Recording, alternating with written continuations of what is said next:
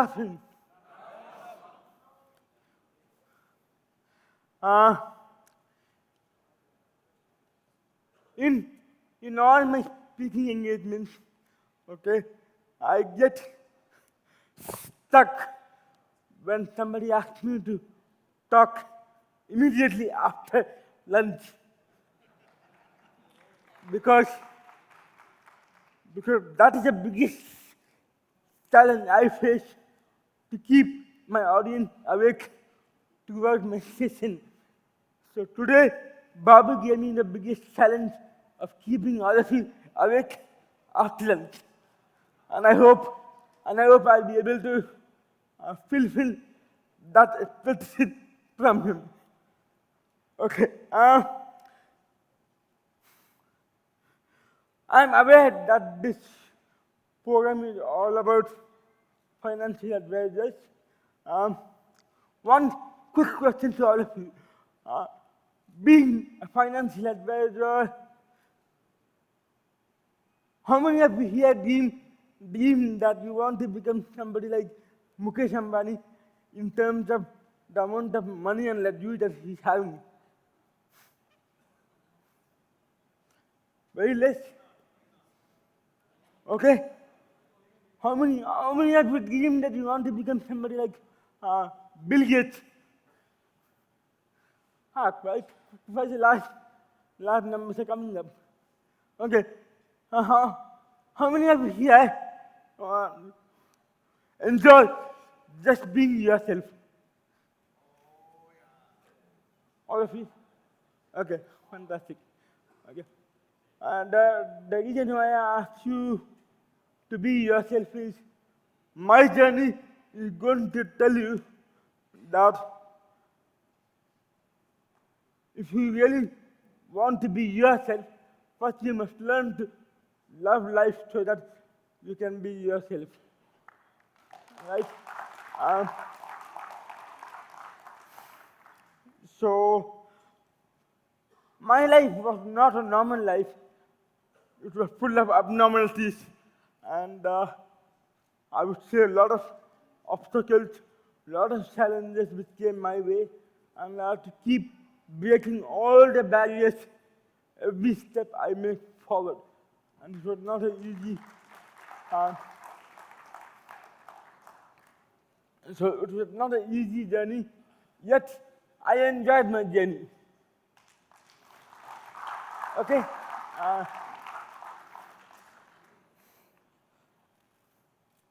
All right.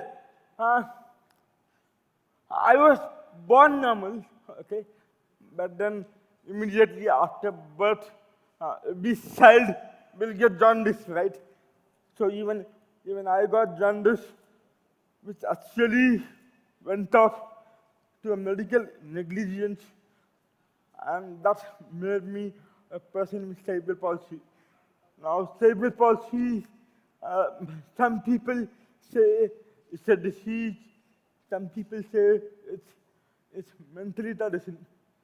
But I have proved both these notions wrong. How? Because if it is a disease, I would have been subject to a lot of medication, which I am not. And secondly, if I am mental retardation, I would have not have come so far in my career. So my journey went up in such a way that both these theories are proved wrong. But in the process, I never really understood what normal means. I was only struggling all over the place, right? So for the first 9 years, I was at home simply because the system was not ready to accept me into the education system. The way how I look at those 9 years where I was not going out of my house is I'm very lucky that I was able to spend those 9 years with my mom, complete under the care of my mom. Right? Now, now every situation has a positive and a negative aspect. And it is up to you guys to decide how you want to think to keep yourself happy. And so I have decided to think this way that kept me happy, to say that I was under my mom's care rather than grumbling and regretting the fact that I did not come out of my house for the first 9 years. So when I joined a normal school, okay, I would rather say a special school. I joined only when I was 9 years, and the first thing they taught me was typing. Why typing? Because I cannot write. And I started doing all my schoolwork, everything on a typewriter, including math sum. Okay? But for me, I was very lucky that there was no typewriter for Hindi that time. Otherwise, I would have been possibly made to type in Hindi also. Right? So, yes.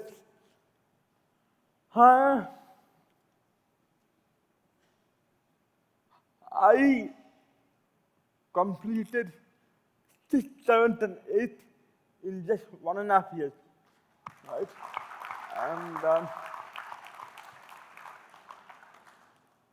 And that credit doesn't come to me, it comes to my teachers. All my teachers who work more harder than me to ensure that I have a good life. Right? So after completing my 8th, the teachers felt, okay, this guy is good enough to go to a normal school. Okay? Now going to a normal school was not that easy. Why is that? Because I was used to a very close environment where only 100 people were there, and suddenly I had to face 500 people. It was very scary. And that half of my life is already over. Half of my childhood is already over. I was almost 15 years when I had to move to a normal school. So that journey was very, very tough. And it became more tough when I had to convince the people around. My principal was not ready to give me admission, thinking that I may not be able to cope up with the pressure. But guys, what happened in my case was, I told, give me some time, I will see what I need to do. And what happened was, in my first quarterly exam, okay, I came ranked number 6 out of 40 people, 40 students.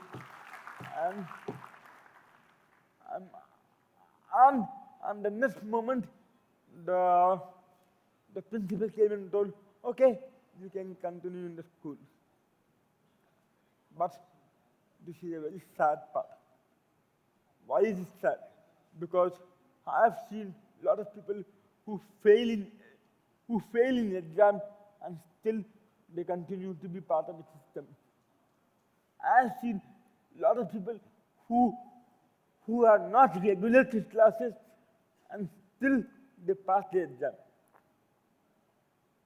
And here is one guy who is willing to study, and yet nobody was openly ready to admit.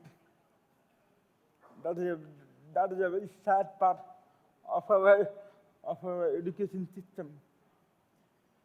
So when I joined the normal school, the pressure started building up inside me. Why the pressure? The pressure was to survive. The pressure was to, say, perform. The pressure was just to hang on.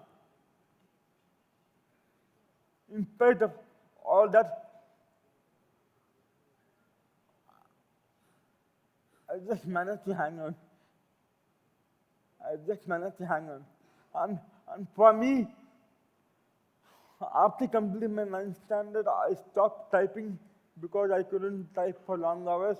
Then I started using scribes. Do you know who is a scribe? Huh? Okay, fantastic. Okay. Babu, whiteboard. It is coming. It is coming or not? No? Okay, good. Okay. So I started using a scribe. Okay? This type. And do you want to know what is the challenge of using a scribe? Yes or no?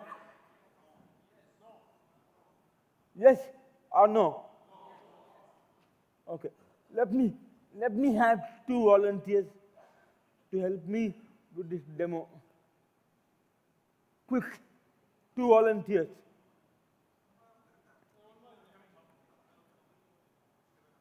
Okay, fine. Yeah, please come. Yeah, I have mic for them. Do you have mic for them? Mic for you guys. Yeah. Okay. Okay. So what's your name, sir? Sendil. Okay. What's your name? Suresh. Okay. So I'm going to give you guys a situation which you have to show me how will you do it. Okay. Okay. So the situation is like this. Who wants to be a scribe? Who wants to be a dictator? You both decide. Good. So what do you want? You want to be a scribe or you want to be a dictator? I don't know what is scribe. Okay, so I'll be the scribe. Yeah. I'll write. Okay, So you fine. dictate. Yeah. Okay. Fine. That makes my job a little easier. Okay. So that you will not end up blaming me after 2 minutes. Because I made the decision. So yeah. Okay. So Suresh, Yeah. what is your favorite subject? Max. Math? Sure? Yeah. 100%? Yes. Okay. Guys, what I'm going to do over the next 2 minutes is I'm going to give you an open challenge that after 2 minutes, Suresh will end up telling he does not like math.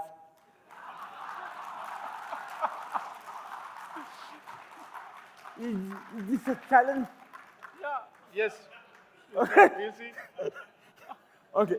So Suresh, here is the situation for you.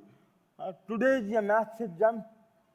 Today you have Yeah. maths exam, and on the morning of the exam, something happens to your hand, and you can write the exam. Yeah. So the school was happy to give you a scribe, and then we have Sindil, who was happy to come and do the scribing for you. Okay. Now, when you are talking to Sindil, you realize Sindil does not know math. This is a very, very scary situation. It's really, I don't know how to handle this. Whatever I'm telling, he's not able to write means, no, the answer will be wrong. So Yeah, that's not my problem. That is your problem. Okay, so you don't know maths. I don't know Max. Okay, fantastic. Really, you don't know? For next 5 minutes. Okay. For next 5 minutes, I don't know Max. Okay, good. Okay, so I will give you a simple mathematical problem. Okay, I'll say square plus y square is equal to 9. square minus y square is equal to 10. Find the value of Square. x and y.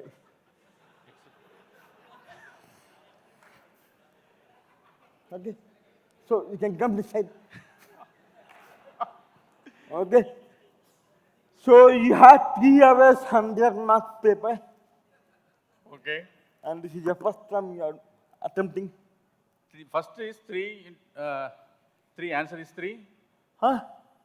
X in A square. square plus y square is equal to 9.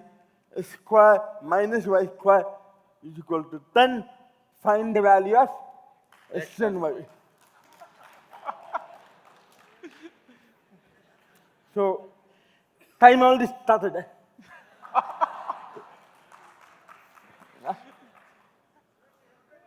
Yep. See. You don't like max, huh? Can you tell the answer? No, no. How can I tell the answer? Whatever you say, I'll write. Why are you looking at me? Yeah. What should I write? 3 plus square. Wow. Let's start. 3. You're not able to do it? You write the question. You write the question. That's 3. No, It's sorry. square. X square. Square Square. Eh, plus. you don't have math, right? I don't know max. How do you put square?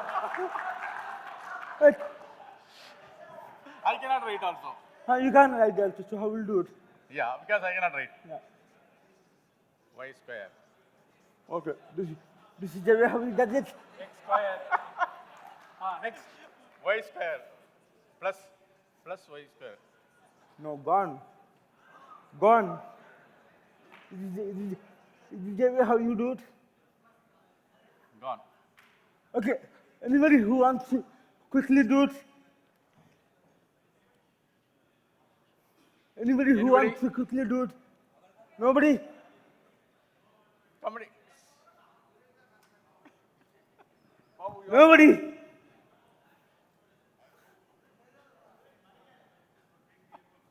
Okay, fine. I'll stop over here. Yeah. Okay. Thank you. Okay, guys. Like Max. Now you tell me if she continue like this. Definitely. See, I want the challenge. I want the challenge. Okay, guys. I mean, this is exactly what happened with me when I was using Stripe. I had a scribe who did not know English, and I had to dictate the whole paper, letter by letter by letter, for almost 4 hours. And at the end of 4 hours, I was completely gone. Physically, mentally, emotionally, I was gone. I didn't know what to do next. When I went back home, my mother was trying to ask me something in English. I couldn't understand what she was trying to ask me. But that one single experience made me so stubborn not to give up.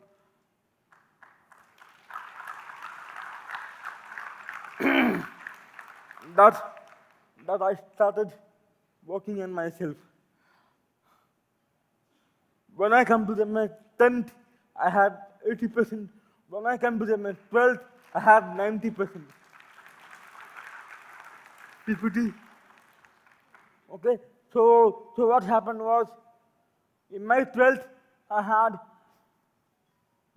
one centum in computer science.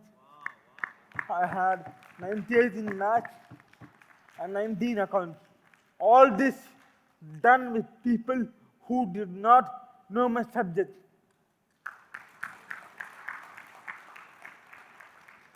So, what is it that I learned? I learned a lot of lessons on the way. I learned how to manage people. I learned how to manage emotions. I learned how to manage time. And I learned how to manage myself.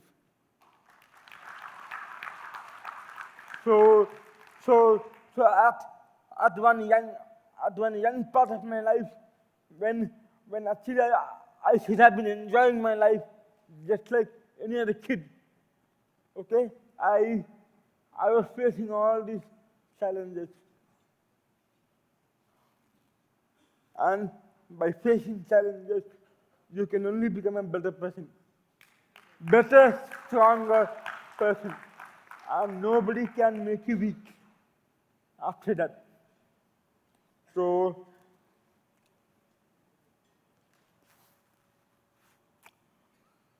when I completed my master's in economics, after completing BCom, I went on to do my master's.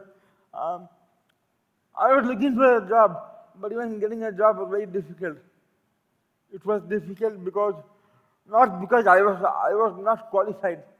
It was because nobody was able to see the talent inside me. So I had to wait for almost 9 months before I got my first job. And during that time, I learned another valuable lesson. I learned it's better if I understand the world than expecting the world to understand me. And the more I understood the world, the more calm and cool I became. Because I learned how to handle the tougher situations. And everybody, of course, everybody gets a break, right? So even I got my break when I joined ABN in 2005, and I started working in a DocSec letter of credit department, where if you make a small mistake, the bank is bound to make they're supposed to lose a lot of money. And that's required a lot of update, knowledge, that requires a lot of due diligence, vigilance, and much more. And that is the reason why I love my job. I love my job not because I was getting more money. I love my job because it was giving me more challenges. And so after spending 5 years at ABN, I moved on to industry because I felt I was in my comfort zone and I wanted to move out of my comfort zone. So with industry, I'm almost like completing almost like 10 years now. Okay. Now don't ask me why you have not moved out of industry. Okay. It's because every 2 years I kept asking for a change. So I was getting opportunities to prove outside my comfort zone every 2 years. And because I was getting those opportunities, I was able to hang on with industry.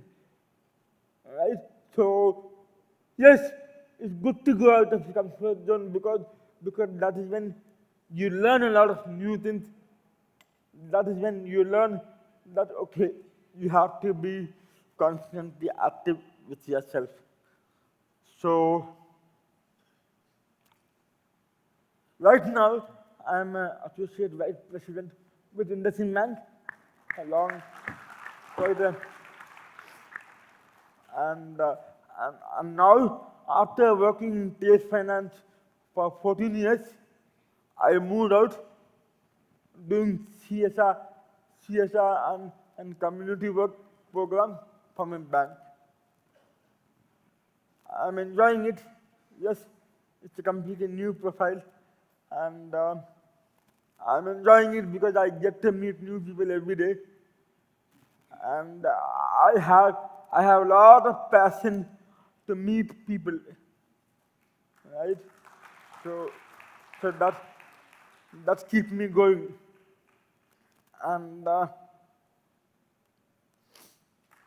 so this is something very special for me, okay? Because maybe for all of you, he is a former president of India, but for me, he is my friend. Okay. Uh, there was one beautiful lesson which I learned after becoming Kalam's friend.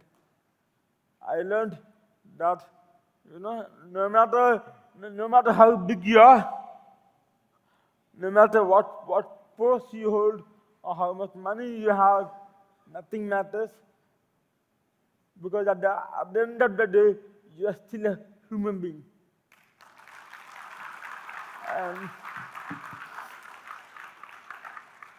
and honestly, it is that human touch which Kalam said taught me, okay, I am able to move on in life, because people keep appreciating me all the time. They keep praising me all the time. So it is very difficult to find somebody who keeps criticizing me. But now I have my wife who keeps criticizing me. So that is real good to have at least one person who keeps putting you down all the time, right? And of course, my son, who's 7 years old, and he keep me busy at home all the time. Yes. So, and again, whenever there are multiple times I have met Kalam sir, and whenever I meet him, okay, he always used to put his hand on my head, like as if I am his dog and pet, and do like this, and then I keep asking him, sir, why do you pat my head like this? And he said, no, I am not patting your head, I am blessing you. So I have enjoyed all the blessings that I have got from Kalam sir. And something that helps me to move on. Whenever I am down, this is what motivates me a lot. Okay, these are all my awards. I am a Nathan awardee in 2008, but again, there are a lot of moments when I feel so happy in the world to get an award. But then I realize these awards are not going to take you anywhere. That is just one moment of honor which you need to enjoy that moment only and not take it forward. Why do I say that? Why do I say that? I said that because okay, imagine somebody keep praising you all the time, which will make you actually fly in the air. Okay, and if you keep flying in the air, what will happen to you? What will happen to you? You will not come down, but but you will rather end up going and sitting on the moon, and nobody will be there to pull you down. So, what is here that I learned? I learned to keep myself on the ground. Whatever happen, good, bad, worst, best, be yourself, be on the ground, enjoy whatever is coming in your way. And this is exactly what I did with myself. So these are all my other out of office activities that I have done. Let me open up the forum for one question. Okay, how do you define success?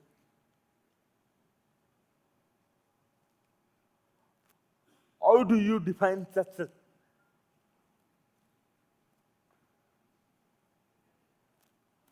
Are you all sleeping?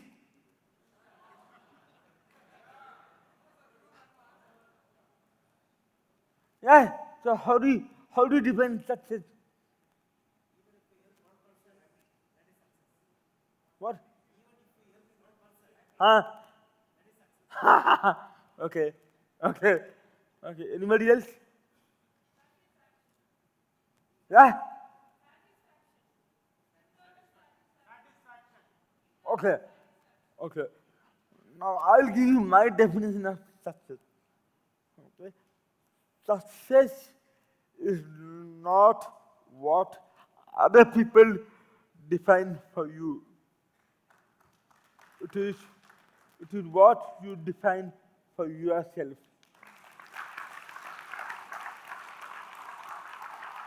Why am I saying like this? If you ask me, I'm very successful, I will say, yes, maybe I'm successful, maybe I'm not successful. But my biggest success is 25 years back. Not even 25 years back, I will say 30 years back. My speech was very bad. Nobody could understand me.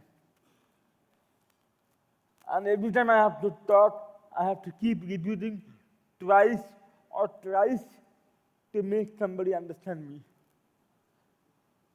From that background, today I am able to speak.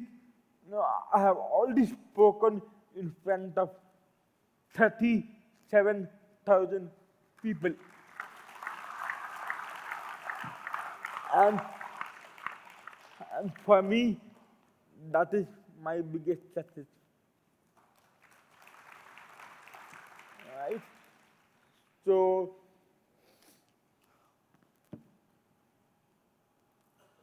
these are all my other recognitions. People keep calling me all the time, and it's good that I get opportunities not to hurt people, because whenever people call me, I never say no to them. Whoever it is, I never say no to anybody. So I enjoy it. So this is my book. I authored my own book 2 years back. I think somebody asked me, is this your autobiography? And I said, no, this is not my autobiography, because to write an autobiography, I'm too young. So I said, yes, this is a book that talks about my life experiences. My life experiences with my people. And this book is available in Amazon. You can always buy it if you are interested to buy it. And for me, the journey that I've had by writing this book it's beautiful because once I completed my book, I became more relaxed. I became more calm because I buried all my past into my book. And so now I don't carry anything with me. I don't carry any pain. I don't carry anything from the past because everything is there in the book. And so these are all my speaking engagements. I felt really powerful when I come out and speak because if I can see a few people smiling after my session, I'm the winner. And I know I've done that a lot of time, and that makes me even more happier. So what is happiness? Happiness is not what you create for others. Happiness is what you create for yourself. Because let me tell you honestly, if you are happy by yourself, automatically everybody around you is happy. Right? So imagine you go home every day and show all the anger on the work, on your mother, father, wife, or son. Where are you going?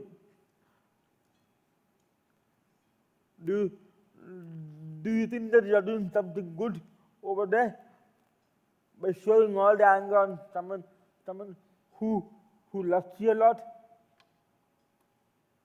I don't believe in that. For me, it's important that I don't take anything from outside inside my home. Inside my home, I'm just a father, I'm just a husband, I'm just a son, and that's it. When I move outside my house, yes, I can call myself a Siddharth. Siddharth as whatever I want to do, I can do outside the house. Right? So this is what I learned from my life, or from my experiences. A thought for all of you to just quickly go through it, and then let me know once you are done with it. Are you done? All of you are done? Yes.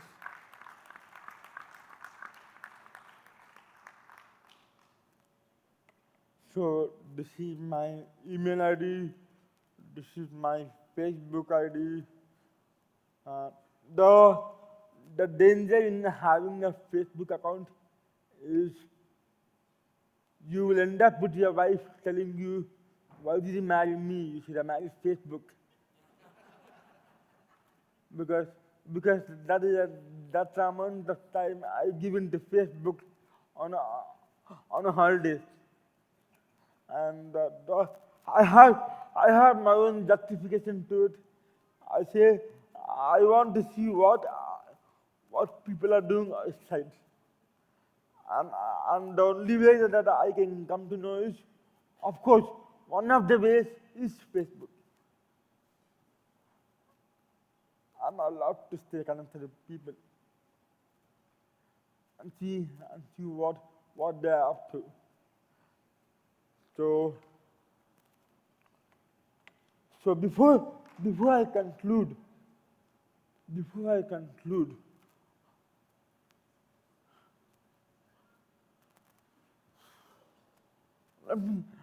let me tell you one thing. A lot of people have called me a person with disability.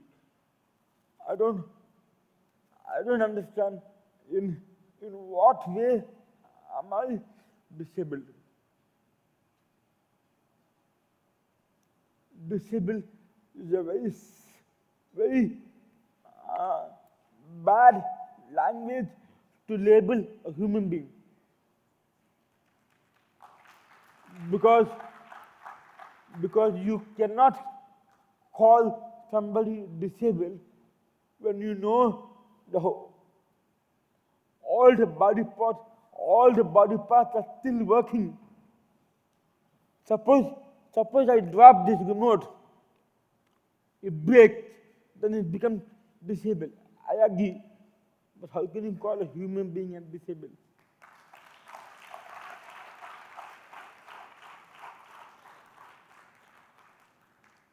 So from that angle, okay, I come to what is normal. The entire definition of normal for me is be yourself. And I know all my life, okay, I have been myself. Which means I have been normal. So people talk everything it's up to us to decide which one you want to take in the heart to keep you happy.